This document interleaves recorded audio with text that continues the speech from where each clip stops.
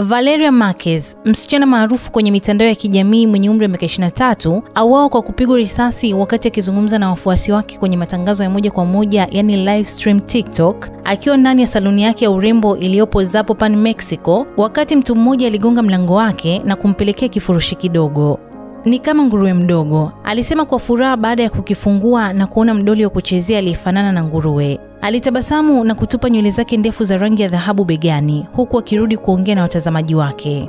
Dakika chache baadaye, Valeria alipigwa risasi. Alianguka kwenye kiti chake akiwa amejeruhiwa vibaya, huku damu ikimwagika juu ya meza yake, na matangazo ya moja kwa moja yakiendelea. Video hiyo ilisitishwa baada ya mtu mwingine alipochukua simu na kuzima, huku uso wake ukionekana kwa sekunde chache kwa watazamaji. Kwa mujibu wa ofisi ya waendesha mashtaka wa jimbo la Jalisco, Valeria alipigwa risasi na mwanaume aliyeingia kwa nguvu ndani ya saluni. Kesi hiyo inachunguzwa kama mauaji ya kijinsia, femicide, yani mwanamke kuuawa kwa sababu ya jinsia yake.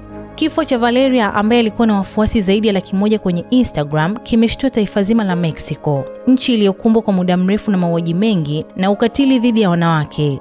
Siku chache kabla ya tukio hili, mwanamke mwingine aliyekuwa mgombea wa umea katika jimbo la Veracruz naye alipigwa risasi na kuuawa wakati wa matangazo ya moja kwa moja pamoja na watu wengine watatu.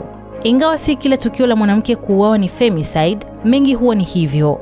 Kwa mujibu wa Amnesty International, mwaka 2020 robo ya mauaji yote ya wanawake nchini Mexico yalichunguzwa kama mauaji ya kijinsia, na kesi hizi ziliripotiwa katika kila moja ya majimbo 32 ya nchi hiyo.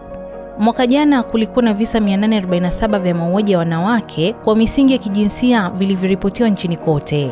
Katika miezi mitatu ya kwanza ya mwaka huu pekee, visa 162 vilikuwa vimeripotiwa kulingana na takwimu za serikali ya Mexico. Mashirika ya haki za binadamu yanasema kuwa Mexico haijafanya juhudi za kutosha kukabiliana na mauaji. Uchunguzi mwingi haufiki mahakamani na haki haitendeki.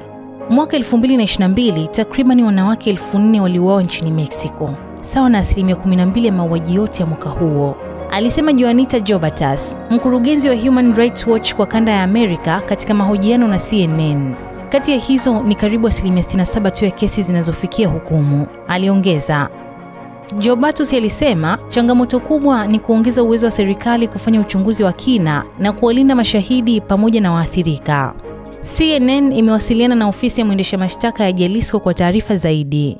Pakua app ya SNS Premium sasa uweze kufurahia makala za kusisimua, habari za watu maarufu duniani, chambuzi mbalimbali za kina na mambo mengine mengi. Pakua kupitia Play Store au App Store. Mimi ni Bahati Limo na hii ni Simulizi na Sauti.